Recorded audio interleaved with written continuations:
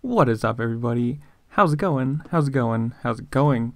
So, this is just going to be my opinion piece here. So, if you think I'm wrong, comment down in the comments. Comment down in the comments below if that makes any sense to you. Go down into the comments below. Tell me if you think I'm wrong. But I honestly think that even though he didn't win the championship, even though he came in third, you have to give it to Cameron Mcadoo for being the toughest 250 rider in the series. I mean, one, he showed the skill of being able to win races. You know, he won 3, I want to say, like that. So yes, he had his ups and downs. You got to give it to him for having the speed to do it, or just, you know, to be able to be up with everybody. 2, you got to give it to him. I mean, what, he had his practice crash, his big knock himself out into oblivion crash, get back up to actually race in that race, which probably was stupid or unhealthy, but, you know, took some balls. And then the next round had his practice crash again. He was in the first turn crash with a whole bunch of other people, had somebody drive over him. Then he had the crash where he ran into the back of his teammate and basically took the bars into the chin. And then he had the crash where Mark Banks just took him out.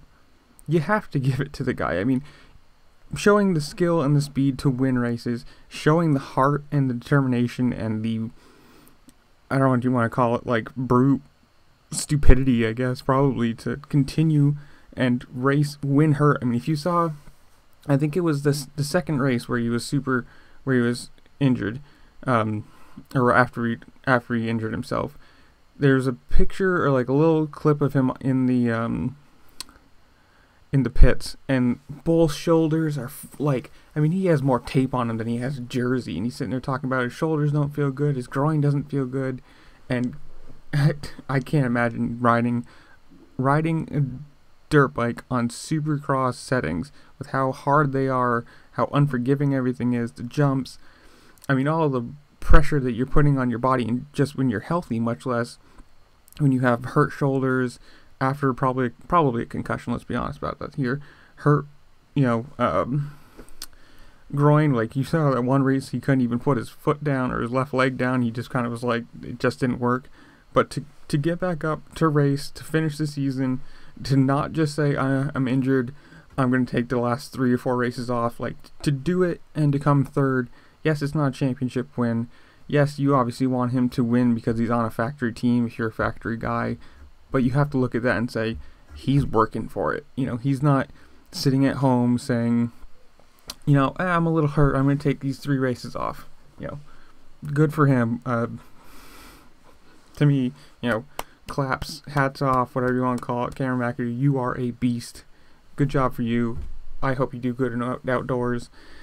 Tell me what you think in the comments down below. Do you think he had a good season? Do you think some of the crashes were stupid? Whatever you want to do, comment. Do you like churros, or are you a curry fan? I don't know. Comment down below. As you're scrolling by, make sure to subscribe, like the video, hit the little notification bell so you know when I'm posting. And I'll see you all later. Peace.